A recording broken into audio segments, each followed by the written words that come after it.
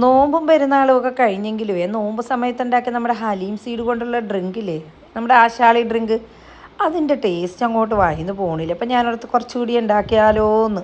അപ്പോൾ കുറച്ചുകൂടി വ്യത്യസ്തപ്പെടുത്തി ഉണ്ടാക്കിയ ഒരു ഡ്രിങ്കാണ് കേട്ടോ. അതിനായിട്ട് ഒരു പാത്രത്തിലേക്ക് 1/2 ലിറ്റർ പാലൊന്ന് ഒഴിച്ചു കൊടുക്കുന്നുണ്ട്.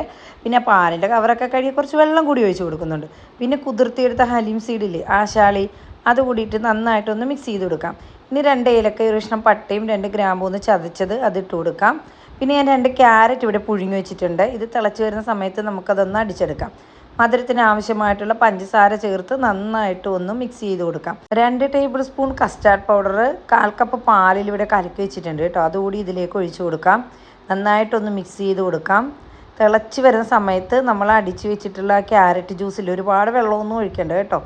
അതുകൂടി ഒഴിച്ചിട്ട് നന്നായിട്ടൊന്ന് മിക്സ് ചെയ്ത് കൊടുക്കാം. ഇനി ഇത് കുറുകി വരുന്ന സമയത്തുണ്ടല്ലോ, നമുക്ക് കുടിക്കാൻ പാകത്തിനാണ് കേട്ടോ കുറുകി വരുന്നത്. ആ സമയത്ത് നമുക്ക് തീ ഓഫ് ചെയ്ത് കൊടുക്കാം. എനിക്കിത് ചൂടോട് കൂടി കുടിക്കാനായിരുന്നു കേട്ടോ ഇഷ്ടം. നല്ല അടിപൊളി ടേസ്റ്റായിരുന്നു. ഇനി തണുപ്പിച്ചിട്ട് ഐസൊക്കെ ഇട്ട് കുടിക്കണമെന്നുള്ളവർക്ക് അങ്ങനെ കുടിക്കാം.